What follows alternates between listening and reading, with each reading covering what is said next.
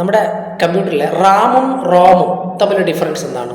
RAM ROM നമ്മൾ ഒരുപാട് പേര് കേൾക്കുന്നതാണ്. മൊബൈൽ ഫോണിനകത്തും കമ്പ്യൂട്ടറിനകത്തും ലാപ്ടോപ്പിനകത്തൊക്കെ റാമും റോമുണ്ട്. റാം എന്ന് പറയുന്ന റാൻഡം ആക്സസ് മെമ്മറി എന്നാണ്. Rome read only memory. അപ്പോൾ ഇതിൻ്റെ ഡിഫറൻസ് എന്ന് പറയുന്നത് മെയിനായിട്ടൊരു ഡിഫറൻസ് ഉണ്ട്.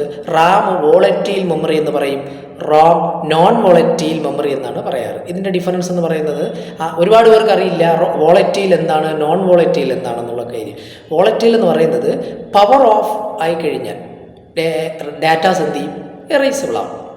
ദെൻ നോൺ വോളറ്റൈൽ അതായത് റോം പവർ ഓഫ് ആയി കഴിഞ്ഞാൽ ഡാറ്റ എന്ത് ചെയ്യില്ല? എറേസ് ആവില്ല. ഒരു എക്സാമ്പിൾ ഞാൻ പറഞ്ഞുതരാം. നമ്മുടെ ഇപ്പോൾ മൊബൈൽ ഫോണിൽ അല്ലെങ്കിൽ സിസ്റ്റത്തിനകത്ത് നമ്മൾ കുറേ ആപ്പ് മൊബൈൽ ഫോൺ തന്നെ എടുക്കാം. മൊബൈൽ ഫോണിൽ റാം ഉണ്ട്, റോം ഉണ്ട്.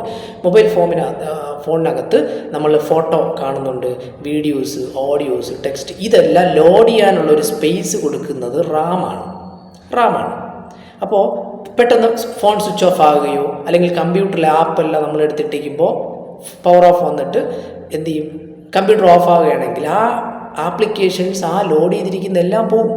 പിന്നെ നമ്മൾ ഒന്നേന്ന് എന്ത് ചെയ്യണം? ഗാലറി അല്ലെങ്കിൽ ഓഡിയോസ്, വീഡിയോസ് അല്ലെങ്കിൽ ഫോട്ടോസ് അല്ലെങ്കിൽ PDF നമ്മൾ ഒന്നേന്ന് എടുക്കണം, ലോഡ് ചെയ്യണം. ഇതാണ് വോളറ്റൈൽ എന്ന് പറയുന്നത്. പവർ ഓഫ് ആയി കഴിഞ്ഞാൽ നമ്മൾ ലോഡ് ചെയ്തിരിക്കുന്ന ഡാറ്റാസ് എറേസ് ആവും.